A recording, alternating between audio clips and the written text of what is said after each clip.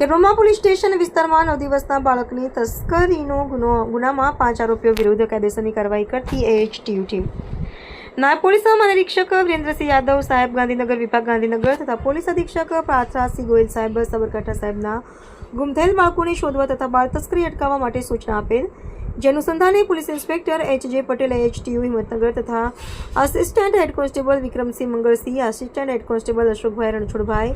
Police constable Hasmukhbhai Jethabhai, Sumanben Kishorbhai, Anjaliben Narsinhbhai, Dakshaben Ashishkumar એ રીતના દિશામાં વોચ તપાસમાં હતા. દરમિયાન આસિસ્ટન્ટ હેડ કોન્સ્ટેબલ વિક્રમસિંહ મંગળસિંહને ખાનગી બાતમીની રાહ હકીકત મળેલ કે ખેડબ્રહ્મા તાલુકાના પોણાઈ ગામનો માલજી ઉર્ફે માલિયો પંચુભાઈ ડાબીનાનો નવજાત બાળકોની તસ્કરી કરતો હોય, જે ખેડબ્રહ્મા મટોડા ગામ ખાતે આવ્યા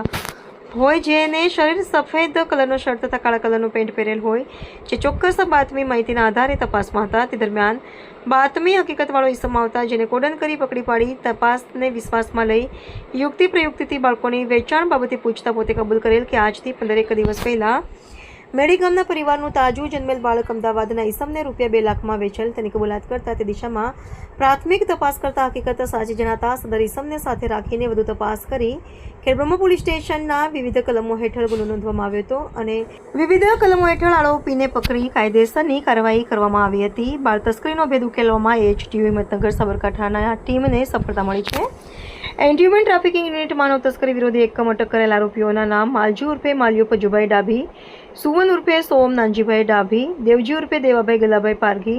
લક્ષ્મણભાઈ અનાભાઈ ડાભી, પ્રમોદભાઈ રાજારામ રાજવંશીનો સમાવેશ થાય છે. રિપોર્ટર ચંદ્રશેખર ભાવસાર, ખેડબ્રહ્મા.